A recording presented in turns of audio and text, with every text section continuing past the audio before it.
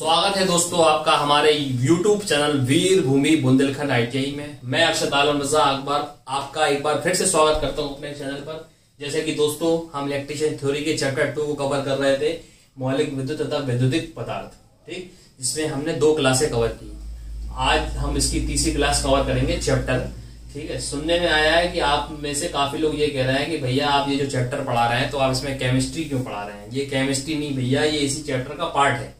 जो मैंने आपको परमाणु, अणु, इलेक्ट्रॉन, प्रोटॉन जो पढ़ा है भैया, वो विद्युत से संबंधित कुछ परिभाषाएं होती है जिसके बारे में डिटेल में पूछता है, ठीक है। अगर आपके पास किताब होगी तो उसमें खोल के देख लेना, वरना आप ये क्यों कह रहे हैं कि केमिस्ट्री पढ़ा रहे हैं। भैया आए थे ऑफिस में तो वो कह रहे थे भैया ये क्या पढ़ा रहे हैं आप इलेक्ट्रिशियन में, तो इसलिए मैं बता रहा हूँ। अगर आप बुक खरीदें तो पता चल जाएगा, ठीक है, क्योंकि सिलेबस आपको मालूम नहीं है कैसा क्या आ रहा है। मैं अपने मन से नहीं पढ़ा रहा हूँ, ठीक है। निम्बी पैटर्न पे जो आपके चैप्टर है उसी लेवल पे पढ़ा रहा हूँ, जो टॉपिक है वो क्लियर करा रहा हूँ, ठीक। तो भैया अभी अपन ने जो टॉपिक पढ़े थे जिसमें परमाणु, अणु, परमाणु क्रमांक क्या होता है, परमाणु द्रव्यमान क्या होता है, इतना सब हमने कवर कर लिया था। आज हम आते हैं बिल्कुल असल में विद्युत धारा को पढ़ेंगे। जो विद्युत धारा किसे कहते हैं, ये जो छोटी छोटी इससे पहले जो डेफिनेशन थी वो हमने सब कवर कर ली, जिसके बारे में थोड़ी थोड़ी जानकारी हमने प्राप्त करी कि इलेक्ट्रॉन क्या होता है, नाभिक क्या होता है, वो सब हमने सीख लिया। वो सब छोटी छोटी परिभाषा थी, विद्युत से मूल शब्द से संबंधित थी चीजें, ठीक है। अब चैप्टर शुरू होता है, अपना मेन पॉइंट आती है विद्युत धारा। क्या होती है विद्युत धारा या इलेक्ट्रिक करंट, क्या बोलते हैं इसको इंग्लिश में? इसको इंग्लिश में बोलते हैं भैया इलेक्ट्रिक करंट, ठीक, इलेक्ट्रिक करंट होता है इसलिए। अब विद्युत धारा क्या होती है ये आपको बताना है। तो किसी परिपथ में इलेक्ट्रॉन या आवेश की प्रवाह की दर, किसी परिपथ में आवेश या इलेक्ट्रॉन की प्रवाह होने की दर को हम विद्युत धारा कहते हैं। क्या कहते हैं भैया? कि किसी भी परिपथ में इलेक्ट्रॉन या आवेश की प्रवाह की दर को हम क्या कहते हैं भैया? प्रवाह होने की दर को क्या कहते हैं? विद्युत धारा कहते हैं। किसी भी परिपथ में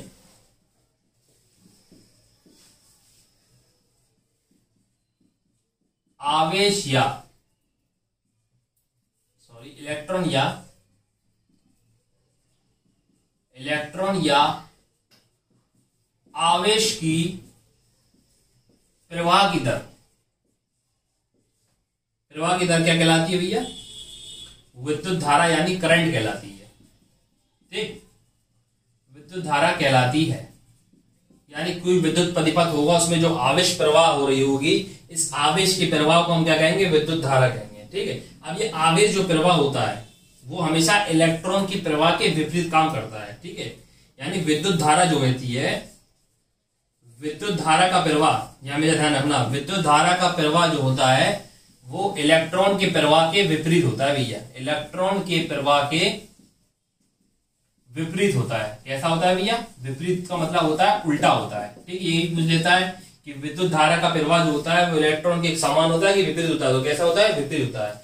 अब ये जो इलेक्ट्रॉन का प्रवाह होता है वो होता है आपका माइनस से प्लस की ओर। कैसा होता है? इलेक्ट्रॉनों का प्रवाह होता है माइनस से प्लस की ओर, तो विद्युत धारा का प्रवाह होगा प्लस से माइनस की ओर। ये बात ध्यान रखिएगा।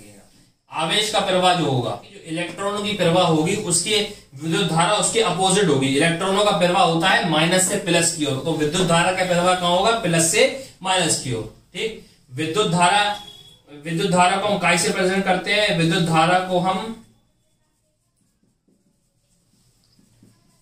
आई से प्रदर्शित करते हैं। काय से करते हैं? आई से, ठीक, आई से प्रदर्शित करते हैं। इसका जो प्रतीक होता है, सिंबल होता है, वो आई होता है।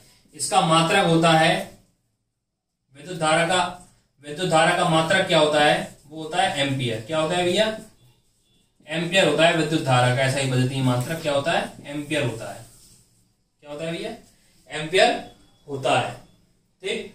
तो उम्मीद करता हूं आपको समझ में आया होगा कि मैंने क्या बताया। विद्युत किसे कहते हैं? कि किसी भी विद्युत परिपथ में इलेक्ट्रॉन या आवेश की प्रवाह की दिशा, प्रवाह की दर को हम क्या कहते हैं? विद्युत धारा कहते हैं। क्या कहते हैं? किसी भी विद्युत परिपथ में इलेक्ट्रॉन या आवेश की प्रवाह की दर को हम क्या कहते हैं? विद्युत धारा कहते हैं। विद्युत धारा की जो प्रवाह होगी वो इलेक्ट्रॉनों की प्रवाह की विपरीत होगी। कैसी होगी? विपरीत होगी। इलेक्ट्रॉनों का प्रवाह होता है माइनस से प्लस की ओर, तो विद्युत धारा का प्रवाह होगा प्लस से माइनस की ओर। विद्युत धारा को हम काय से प्रदर्शित करते हैं, आई से प्रदर्शित करते हैं, और विद्युत धारा का मात्रक क्या होता है, एम्पियर होता है। अब हम पढ़ेंगे विद्युत धारा के प्रकार की कितने प्रकार की होती है और क्या क्या होती है। ठीक, अगला देखते हैं। हमने अब विद्युत धारा को पहचान लिया। अब हम जानते हैं विद्युत धारा के प्रकार क्या, कौन कौन से विद्युत धारा के प्रकार होते हैं। ठीक, तो विद्युत धारा क्या होती है, दो प्रकार की होती है। कितने प्रकार की होती है, दो प्रकार की होती है। विद्युत धारा कितने प्रकार की होती है, दो प्रकार की होती है। एक होती है आपकी प्रत्यावर्ती धारा, प्रत्यावर्ती धारा जिसको इंग्लिश में बोलते हैं अल्टरनेटिंग करंट यानी एसी, और दूसरी होती है दिष्ट धारा। कौन सी धारा भैया, दिष्ट धारा, जिसको हम बोलते हैं इंग्लिश में डीसी। ठीक है भैया, दूसरी होती है डीसी जिसको बोलते हैं डायरेक्ट करंट। तो विद्युत धारा कितनी प्रकार की होती है, विद्युत धारा दो प्रकार की होती है। एक होती है आपकी प्रत्यावर्ती धारा जिसको हम बोलते हैं अल्टरनेटिंग करंट यानी इंग्लिश में बोले तो एसी, और दूसरी होती है आपकी डिश धारा जो कि कौन सी होती है, डायरेक्ट करंट। ठीक, ये दो प्रकार की होती है। अब प्रत्यावर्ती धारा क्या होती है और डिश धारा क्या होती है, ये भी समझना बहुत जरूरी है। तो पहले हम जानते हैं कि प्रत्यावर्ती धारा क्या होती है।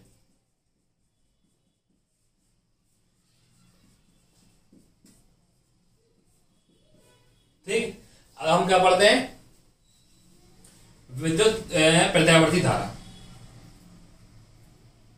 ऐसी विद्युत धारा, ऐसी विद्युत धारा,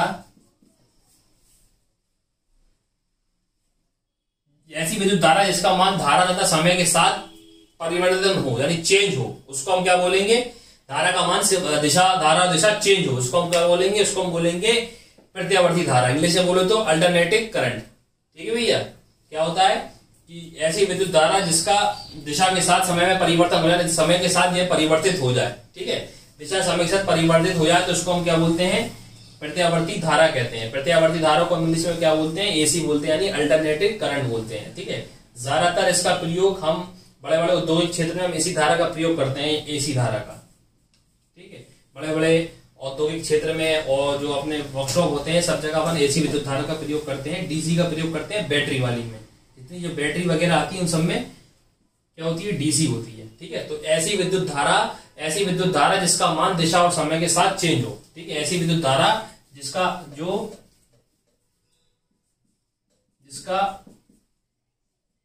जिसका मान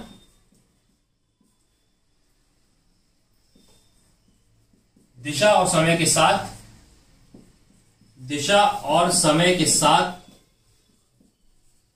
परिवर्तित हो। कैसी हो भैया, परिवर्तित हो। ठीक, उसे हम कहेंगे एसी करंट यानी प्रत्यावर्ती धारा कहते हैं। इसका अगर हम सिंबल बनाए तो सिंबल हमारा इस तरह का बनेगा। कैसे बनेगा भैया, ये वाला पार्ट जो यानी ऐसी धारा जो जाएगी वो आपकी क्या कहलाएगी, वो एसी परिपथ कहलाएगा यानी एसी करंट वाला परिपथ कहलाएगा। तो ये चेंज होती जा रही है, तो ये आपका जो एरो होगा, ये सिन होगा, ये किसको दर्शाता है, ये एसी परिपथ को दर्शाता है यानी प्रत्यावर्ती धारा को दर्शाता है। ठीक है, तो प्रत्यावर्ती धारा को हमने क्या जाना कि ऐसी विद्युत धारा जिसका मान दिशा और समय के साथ परिवर्तित हो, उसको हम क्या कहते हैं, प्रत्यावर्ती धारा कहते हैं। और ये प्रत्यावर्ती धारा कहलाती है। तो देखिए इसका जो सिंबल होता है इसको एसी कहते हैं, अल्टरनेटिव करंट बोलते हैं, और इसकी जो चित्र होता है वो इस तरीके का होता है। ठीक है, ये बदल रही है, इसको हम बोलते हैं एसी। बड़े बड़े औद्योगिक क्षेत्र में इसी का प्रयोग किया जाता है। घरेलू में भी एसी धारा का प्रयोग करते हैं, प्रत्यावर्ती धारा का प्रयोग करते हैं। ठीक है, तो आपसे पूछ लेगा कि प्रत्यावर्ती धारा क्या होती है, तो प्रत्यावर्ती धारा का मान दिशा और समय के साथ परिवर्तित होता है, उसको हम क्या बोलते हैं, प्रत्यावर्ती धारा बोलते हैं। ठीक, अब हम जानते हैं कि डिश धारा किसे कहते हैं। अभी हमने प्रत्यावर्ती धारा को समझा। डिश धारा क्या होती है, वो इसके अपोजिट होती है। डिश धारा क्या होती है, ऐसी विद्युत धारा, ऐसी विद्युत धारा जिसका मान समय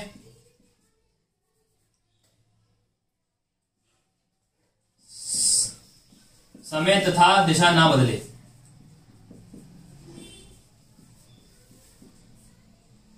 उसे हम क्या कहेंगे भैया, यानी जिसका समय तथा दिशा ना बदले उसको हम क्या बोलेंगे, उसको डिश धारा कहेंगे। और जिसका बदल जाए उसको हम क्या बोलेंगे, प्रत्यावर्ती धारा कहेंगे। क्या कहेंगे भैया, जिसका धारा व दिशा का मान यानी समय के साथ वो दिशा बदल जाए तो उसको हम बोलेंगे प्रत्यावर्ती धारा। जो ना बदले उसको हम क्या बोलेंगे, उसको हम डिश धारा करेंगे। तो डिश धारा का सिंबल जो होता है वो इस तरह का होता है, यानी सीधा, बिल्कुल टेम्पररी, मतलब एक सी जा रही हो, कोई चेंज नहीं हो, जैसी जा रही है वैसी आई वैसी जा रही है। तो सबसे ज्यादा आता है डीसी। डीसी करंट कौन देता है? इसको इंग्लिश में बोलते हैं डायरेक्ट करंट यानी डीसी, और इसको बोलते हैं एसी यानी अल्टरनेटिव करंट। ठीक, बड़े बड़े फैक्ट्रियों में, उद्योगों में, यांत्रिक ऊर्जा कार में इसका प्रयोग किया था। घर में भी अपन एसी का प्रयोग करते हैं। ठीक है, अब डीसी जो होता है सबसे ज्यादा इंपॉर्टेंट, डीसी किसमें होता है? बैटरी, जो अपन इन्वर्टर की बैटरी लगी होती है, सोलर सेल, इन सब में क्या होता है? जो भी बैटरी वाले पदार्थ है, वेल्डिंग, वेल्डिंग में भी हम डीसी करंट का प्रयोग करते हैं। ठीक है, तो सबसे इंपॉर्टेंट पूछता है, वो कहता है कि बैटरी का में कौन सी धारा का प्रयोग किया जाता है? तो बैटरी में डायरेक्ट करंट का प्रयोग किया जाता है, डीसी का। ठीक है, बैटरी का, वेल्डिंग में सब किसका प्रयोग करेंगे अपन? डिस्ट धारा का प्रयोग करेंगे। ठीक है, तो अभी हमने विद्युत धारा को जाना कि विद्युत धारा क्या होता है। विद्युत, एक बार फिर रिपीट कर देता हूं कि किसी भी वैद्युत परिपथ में इलेक्ट्रॉन या आवेश की प्रवाह की दिशा को हम विद्युत धारा कहते हैं। विद्युत धारा जो प्रवाह होती है वह इलेक्ट्रॉनों के प्रवाह की विपरीत होती है, क्योंकि इलेक्ट्रॉनों का प्रवाह माइनस से प्लस की ओर होता है और विद्युत धारा का प्रवाह प्लस से माइनस की, यानी उसका अपोजिट होता है। विद्युत धारा को एम्पियर से मापते हैं, इसको आई से प्रदर्शित करते हैं। विद्युत धारा कितने प्रकार की होती है? विद्युत धारा दो प्रकार की होती है। एक होती है अल्टरनेटिव करंट यानी प्रत्यावर्ती धारा, एक होती है डिस्ट धारा यानी डायरेक्ट करंट। प्रत्यावर्ती धारा जिसका मान समय दशा के साथ बदल जाए उसको हम प्रत्यावर्ती धारा कहते हैं, और जिसका समय दशा के मान ना बदले उसको हम डिस्ट धारा कहते हैं। प्रत्यावर्ती धारा का प्रयोग ज्यादातर हम एसी करंट का प्रयोग करते हैं। बड़े बड़े कारखाने में, यांत्रिक ऊर्जा में, सब जगह हम किसका प्रयोग करते हैं? घरेलू में भी हम प्रत्यावर्ती धारा का प्रयोग करते हैं। डिस्ट धारा का प्रयोग हम काम में करते हैं, बैटरी में हम इसका प्रयोग करते हैं, वेल्डिंग के कार्यों में भी हम इसका प्रयोग करते हैं। उम्मीद करता हूं आपको विद्युत धारा का ये पार्ट समझ में आया होगा। अब हम अगला टॉपिक पढ़ते हैं। अब हम क्या पढ़ेंगे? विद्युत धारा से होने वाले प्रभाव। विद्युत धारा के प्रभाव, ये अगला टॉपिक है।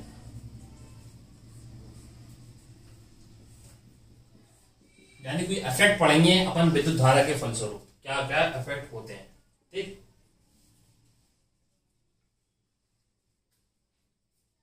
ठीक है भैया। तो विद्युत धारा का प्रभाव का ये होता है कि किसी भी चालक में विद्युत प्रवाह की उपस्थिति के कारण, विद्युत धारा की उपस्थिति जो होती है तो उसके द्वारा ही हम ज्ञात कर सकते हैं। यानी विद्युत धारा की जब उपस्थिति होगी, इसको हम विद्युत धारा जब होगी तभी हम उसका प्रभाव देख पाएंगे। अब विद्युत धारा को तो हम विद्युत को हम कभी देख तो नहीं सकते, देख तो कभी पाएंगे नहीं।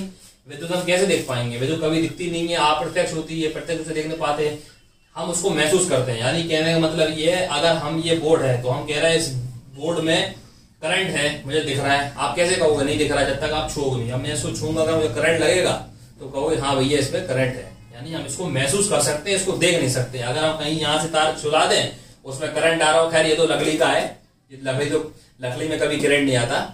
मैंने आपको उदाहरण के लिए समझा, वरना को भैया लकड़ी में तो कभी करंट ही नहीं आता। ठीक है, तो लकड़ी क्या होती है? सुचालक होती है, कुचालक होती है। नीचे कमेंट में लिख के बताना कि विद्युत की कुचालक क्या है, सुचालक क्या है।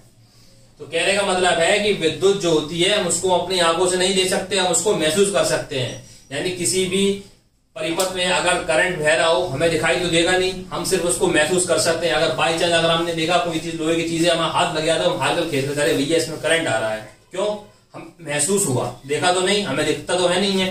तो उसकी उपस्थिति के कारण कुछ प्रभाव पड़ते हैं विद्युत के कारण। जो कुछ प्रभाव होंगे हम उस प्रभाव को देखेंगे कैसे कैसे प्रभाव पड़ते हैं। ठीक है भैया, तो वो होते हैं विद्युत धारा के प्रभाव।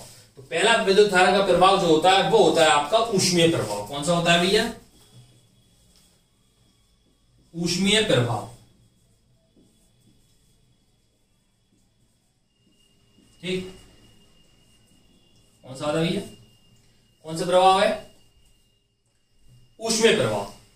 ऊष्मीय प्रभाव का मतलब क्या है कि प्रत्येक चालक अपने अंदर होने वाले विद्युत का, प्रत्येक चालक जो होता है वो स्वयं में होने वाले विद्युत धारा के प्रवाह या कम या अधिक होने का विरोध करता है। यानी जो भी चालक होगा, विद्युत का चालक, उसके अंदर जो विद्युत धारा के प्रवाह हो रहा तो वो उसका हमेशा विरोध करेगा, या तो कम लेगा या अधिक लेगा। उसके कारण वो गर्म हो जाता है चालक, यानी गर्म हो जाता है। जैसे ही गर्म होगा तो उसमें ऊष्मा बन जाएगी, ऊष्मा बन जाएगी तो ऊष्मा का इफेक्ट हो जाएगा। तो इसको क्या बोलेंगे हम? विद्युत धारा का ऊष्मीय प्रभाव।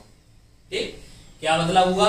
आपसे ये नहीं पूछेगा विद्युत धारा का ऊष्मीय प्रभाव क्या है, ये नहीं पूछेगा। वो आपसे ये पूछेगा कि विद्युत धारा के ऊष्मीय प्रभाव पे कौन कौन से यंत्र काम करते हैं, ये पूछेगा। लेकिन इसकी डेफिनेशन क्या है? डेफिनेशन यह है कि प्रत्येक चालक स्वयं में होने वाली विद्युत धारा का प्रवाह का विरोध करता है अधिक होने का या कम होने का, जिसके कारण वह गर्म हो जाता है। जब गर्म हो जाता है तो उसमें ऊष्मा पैदा हो जाती है, तो वो उसका प्रभाव बनाती है। तो उसका हम क्या कहते हैं? विद्युत धारा का ऊष्मीय प्रभाव कहते हैं। ठीक है। अब विद्युत धारा का ऊष्मीय प्रभाव किन किन चीजों में होता है ये आप ध्यान रखिए। ये आपका होता है हीटर में, ठीक है, इलेक्ट्रिक आयरन यानी प्रेस,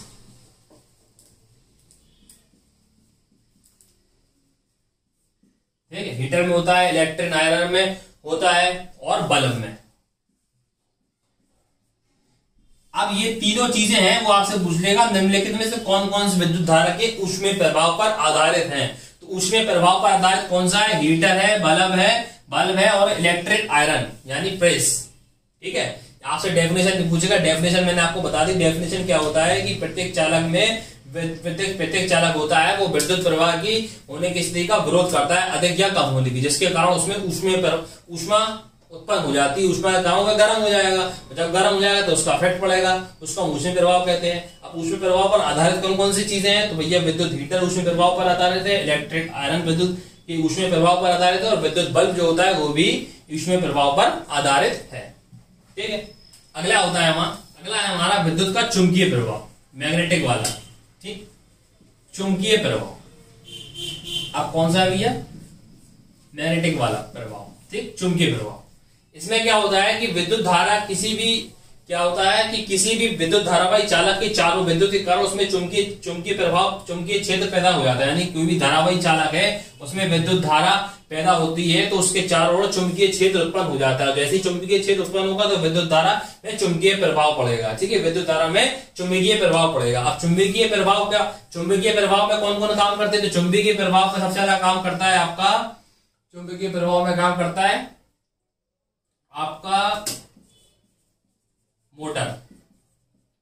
विद्युत मोटर जो है वो आपकी चुंबकीय प्रभाव पर आधारित है। जनयंत्र यानी डायनामो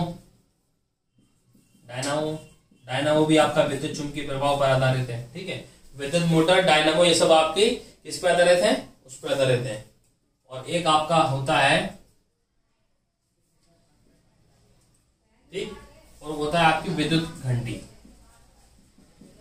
बेल जो होती है विद्युत घंटी, वो भी चुंबकीय प्रभाव पर आधारित है। तो चुंबकीय प्रभाव क्या होता है? किसी विद्युत धारावाही चालक में जो धारा के बहने से उसके चारों ओर चुंबकीय क्षेत्र उत्पन्न हो जाता है। चुंबकीय क्षेत्र जैसे उत्पन्न होगा तो उसमें चुंबकीय प्रभाव पड़ेगा। ठीक है, चुंबकीय प्रभाव पड़ेगा। मैंने आपसे कहा है वो आपसे चुंबकीय प्रभाव, ऊष्मीय प्रभाव ये नहीं पूछेगा, आपसे वो ये पूछेगा कि विद्युत मोटर किस प्रभाव पर आधारित है? ऊष्मीय प्रभाव पर आधारित है, चुंबकीय प्रभाव पर आधारित है, रासायनिक प्रभाव पर आधारित है। तो ये जो मैं आपके सामने ये जो एग्जाम्पल लिखवा रहा हूं ये इंपॉर्टेंट है, ये याद करना है आपको। इससे पहले जो मैंने आपको बताया विद्युत बल्ब, ठीक, विद्युत बल्ब, इलेक्ट्रिक आयरन, ठीक है, वो सब किस पर आधारित थी? किस पर आधारित थी? वो सब थी ऊष्मीय प्रभाव पर आधारित। और ये क्या है? विद्युत मोटर और डायनामो, ये दोनों बहुत ही इंपॉर्टेंट है। खास करके विद्युत मोटर और डायनामो काय में आधारित है? ये है चुंबकीय प्रभाव पर आधारित। ठीक, ये हो गया आपका चुंबकीय प्रभाव। अब हम देखेंगे रासायनिक प्रभाव, वो है रासायनिक प्रभाव। कौन सा प्रभाव है भैया? रासायनिक प्रभाव। अब रासायनिक प्रभाव कैसा होता है ये देखिए। विद्युत का क्या होता है? जब भी हम किसी अम्लीय विलयन में हम विद्युत धारा प्रवाहित करेंगे तो जो उसके जो विलयन होते हैं वो छोटे छोटे अवयवों में टूट जाते हैं। ठीक है, देता हूं अगर आपको समझ में आया, किसी अम्लीय विलयन में विद्युत धारा प्रवाहित करने से, ठीक, विद्युत धारा प्रवाहित करने से क्या होता है? उसमें विद्युत धारा, किसी भी अम्लीय विलयन में आप विद्युत धारा प्रवाहित करेंगे तो जो उसमें विलयन में जो छोटे छोटे जो विलयन होते हैं, विलायक होते हैं, वो छोटे छोटे अवयव हो जाते हैं, अवयवों में टूट जाते हैं। जैसे क्या होता है उसमें क्या? विद्युत धारा का रासायनिक प्रभाव उत्पन्न हो जाता है। कौन सा प्रभाव होता है? रासायनिक प्रभाव। ठीक है, तो किसके कारण हो जाता है? अम्लीय विलयन में विद्युत धारा प्रवाहित करोगे तो वो छोटे छोटे अवयवों में टूट जाएगा, तो उसमें क्या हो जाएगा? रासायनिक प्रभाव हो जाएगा। तो इसको क्या बोलते हैं? विद्युत का रासायनिक प्रभाव होते हैं। अब इसको कैसे होते हैं? तो विद्युत सेल, आपसे पूछ लेगा विद्युत सेल किस पर आधारित है? तो रासायनिक प्रभाव पर आधारित है। पूछ ले विद्युत मोटर किस पर आधारित है? चुंबकीय प्रभाव पर आधारित है। ठीक है, आपसे पूछ ले विद्युत बल्ब किस पर आधारित है? ऊष्मीय प्रभाव पर आधारित है। तो ये जो प्रभाव बता रहा हूं इसके जो आपको एग्जाम्पल दे रहा हूं वो क्वेश्चन बनेगा। ये क्वेश्चन नहीं बनेगा कि रासायनिक प्रभाव क्या होता है, आपको वो लिख के दे देगा यंत्रों के नाम कि ये विद्युत मोटर डायनामो किस पर आधारित है, विद्युत बल्ब किस पर आधारित है। ठीक है, तो ये आपको बताना पड़ेगा कि रासायनिक प्रभाव पर आधारित है, ऊष्मीय प्रभाव पर आधारित है कि चुंबकीय प्रभाव पर आधारित है। अभी आपने 3 प्रभाव पढ़ लिए, चौथा प्रभाव देखते हैं हम। ठीक, हमारा कौन सा है? किरण प्रभाव। कौन सा भैया? किरण प्रभाव। किरण का भी प्रभाव पढ़ ला भैया, देख लो।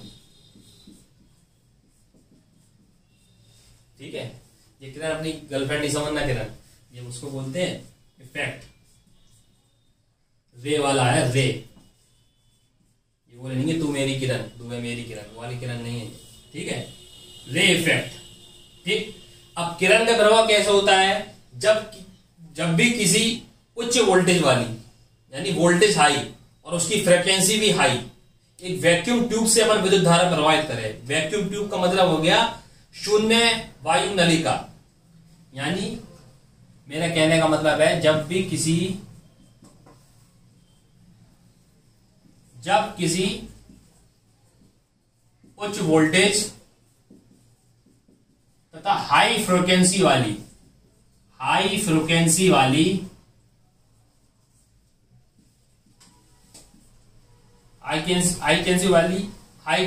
धारा,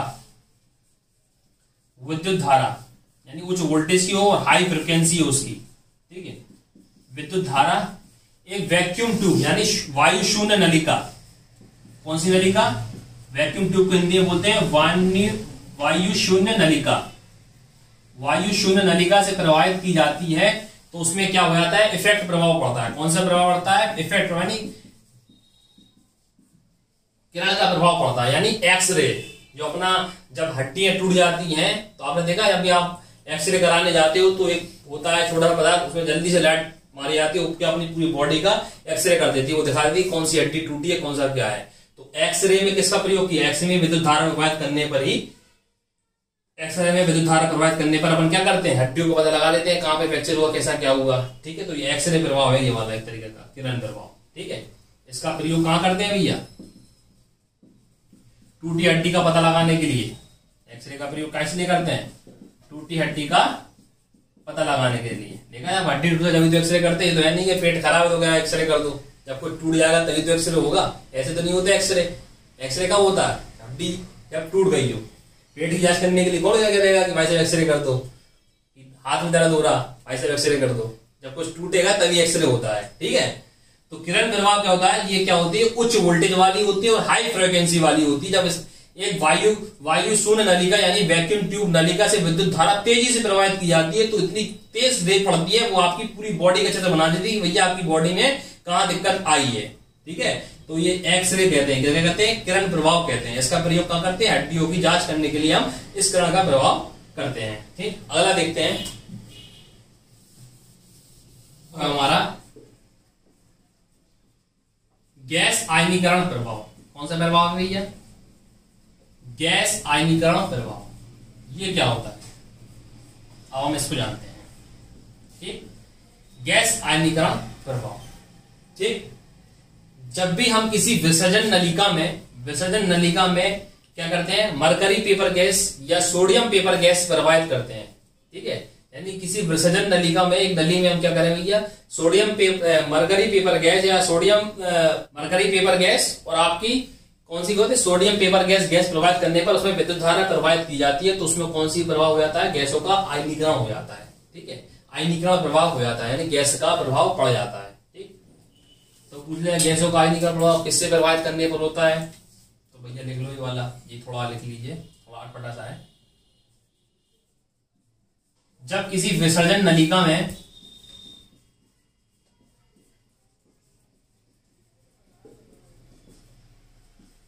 मरकरी पेपर गैस, ठीक, मरकरी पेपर गैस या सोडियम पेपर गैस यानी कोई नली होगी, इसमें जो 2 गैस हम प्रवाहित कर देंगे।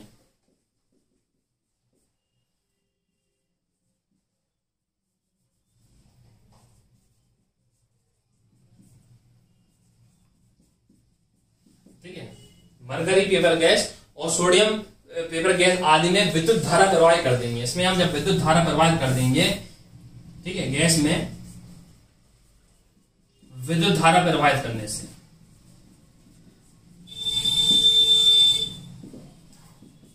गैसों का आयनीकरण हो जाता है।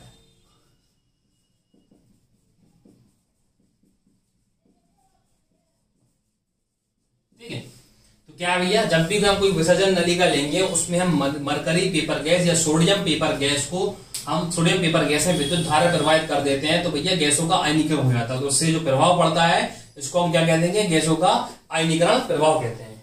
ठीक है, अब आता है कि इसका प्रयोग कहां होता है। ठीक है, इसका प्रयोग उच्च तीव्रता वाले प्रकाश में बल्बों में होता है। बस यही है इसका उदाहरण। इसका प्रयोग क्या होता है, उच्च प्रकाश तीव्रता वाले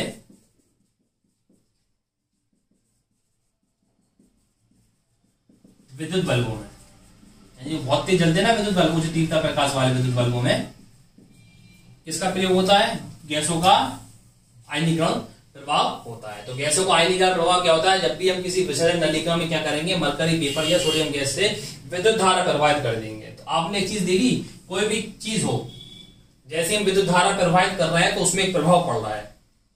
हमने अभी कितने प्रभाव पढ़ लिए, सबसे पहले हमने पढ़ा कौन सा, ऊष्मीय प्रभाव। ऊष्मीय प्रभाव में क्या था भैया, चालक में जो अधिक कम कर रहा था उसमें तो प्रवाहित हो रही थी, तो उसमें ऊष्मा गर्म हो जा रहा था चालक, तो उसमें प्रभाव हो रहा था। फिर हुआ हमारा चुंबकीय प्रभाव। चुंबकीय प्रभाव में क्या हुआ कि विद्युत धारा के कारण प्रवाहित करने का अनुसार उसके चारों चुंबकीय क्षेत्र हो जाता है, चुंबकीय क्षेत्र पैदा हो रहा था, उसको चुंबकीय धारा का प्रभाव पड़ रहा था। फिर अपन ने कौन सा पढ़ा इसके बाद, फिर उसके बाद पढ़ा अपन ने किरण प्रभाव, सॉरी रासायनिक प्रभाव। रासायनिक प्रभाव में क्या करा था, अम्लीय माध्यम में विद्युत धारा प्रवाहित करी तो छोटे छोटे अवयवों में टूट गया, तो उसका प्रभाव हो गया। यानी जैसे ही हम विद्युत धारा, किसी भी चालक में हम विद्युत धारा करंट भेजते हैं तो कुछ प्रभाव पड़ जाता है। ठीक है, और जैसे ही प्रभाव पड़ता है तो जिस माध्यम में पड़ रहा है तो उसका प्रभाव कहलाएगा। यानी चुंबक पे पड़ रहा है तो चुंबकीय प्रभाव। ठीक है, तो ये सब प्रभाव होते हैं जो भी हमने जाना। तो हमसे आपसे वो ये नहीं पूछेगा कि प्रभाव क्या है, वो ये पूछेगा कौन सी चीज किस प्रभाव पर आधारित है। मैंने आपसे बता दिया, जैसे वो पूछ ले विद्युत बल्ब किस प्रभाव पर आधारित है, विद्युत मोटर किस पर आधारित है, एक्सरे वाला प्रभाव किस पर आधारित है, या उच्च तीव्रता वाले प्रकाश किस प्रभाव पर आधारित है, तो गैसों के आयनीकरण प्रभाव पर आधारित है। ठीक है, तो आज हमने सिर्फ विद्युत धारा को जाना। विद्युत धारा क्या होती है, कैसे मापते हैं, कितने प्रकार की होती है, एसी, डीसी, प्रत्यावर्ती धारा, डिश धारा। प्रत्यावर्ती धारा किसे कहते हैं, डिश धारा किसे कहते हैं, ये हमने जाना। फिर उसके जो प्रभाव हुए, जो 4-5 प्रभाव मैंने बताया, ऊष्मीय प्रभाव, चुंबकीय प्रभाव, गैसीय प्रभाव, आपका रासायनिक प्रभाव और रेब यानी किरण प्रभाव, ये सब 4-5 प्रभाव हमने जान लिए। ये हो गया प्रभाव हमारे खत्म। ठीक है, उम्मीद करता हूं आपको आज की क्लास पसंद आई होगी। और मैंने आपसे यही कहा है कि अगर आपको समझ में नहीं आ रहा है तो आप नीचे कमेंट बॉक्स में जरूर लिखा करिए। अगर आपको क्लास समझ अच्छी लग रही है, वीडियो को लाइक जरूर कीजिए और नीचे कमेंट में अपने जो सजेशन है वो दिए कि सर मुझे ये समझ में नहीं आया, ताकि हमें पता चले। ठीक है, तो मिलते हैं आपको नेक्स्ट वीडियो में, तब तक के लिए नमस्कार।